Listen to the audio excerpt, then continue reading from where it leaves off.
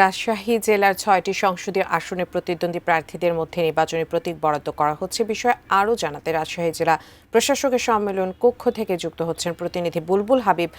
বুলবুল হাবিব, এ পর্যন্ত কতজন প্রতীক পেয়েছেন এবং প্রতীক পাওয়ার পর তারা কি বলছেন, তাদের উৎসাহ উদ্দীপনা কেমন দেখছেন?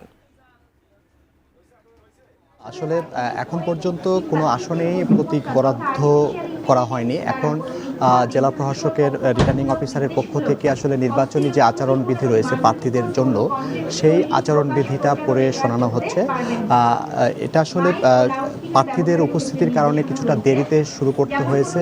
এটা কিছুক্ষণ আগে শুরু হলো এবং এখন যেহেতু রাজশাহীর 6টি সংসদীয় আসন এবং 6টা সংসদীয় আসন থেকে মোট 29 জন প্রার্থী তারা তাদের প্রতিদ্বন্দ্বিতা করছেন, সে জায়গা থেকে আসলে 29 জন প্রার্থীর যে প্রতীক বরাদ্দ করা হবে, যেহেতু দলীয় বেশিরভাগ প্রার্থী, ফলে দলীয় প্রার্থীদের ক্ষেত্রে কিন্তু প্রতীক বরাদ্দর যে বিষয়টি সেটা কিন্তু আনুষ্ঠানিকতাই শুধুমাত্র, কারণ তারা সবাই প্রতীক তাদের কি সেটা কিন্তু জানে, কিন্তু যারা স্বতন্ত্র প্রার্থী রয়েছেন তাদের প্রতীকটা কিন্তু তারা জানেন না। সেখানে তাদের পছন্দের করার বিষয় আছে যে তারা কোন প্রতীক নেবেন, কোন প্রতীক পছন্দ করবেন সেই জায়গা থেকে।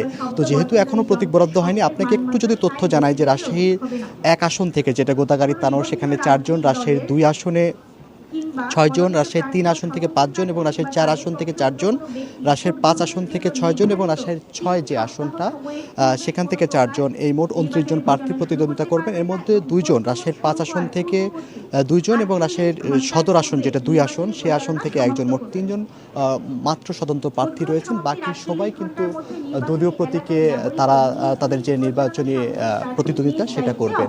যেহেতু বেশিরভাগ সবই আসনেই হলো প্রার্থীরা তাদের প্রতীক বরাদ্দের বিষয়টি জানেন।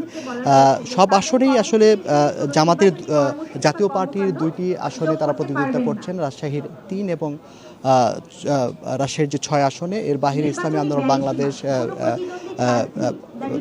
5টি আসনে তারা তাদের প্রতিদ্বন্দ্বিতা করছেন এবং বিএসপি বাংলাদেশ সুপ্রিম পার্টি তারা 1টি আসনে প্রতিদ্বন্দ্বিতা করছেন। এর বাহিরে প্রার্থীরা কিন্তু স্বতন্ত্র 3 জন প্রার্থী স্বতন্ত্র প্রার্থী হিসেবে প্রতিদ্বন্দ্বিতা করছেন। অর্থাৎ এখানে আমরা দেখেছি যে সম্মেলন কক্ষে যেখানে প্রতীক বরাদ্দের কার্যক্রম চলছে, এখানে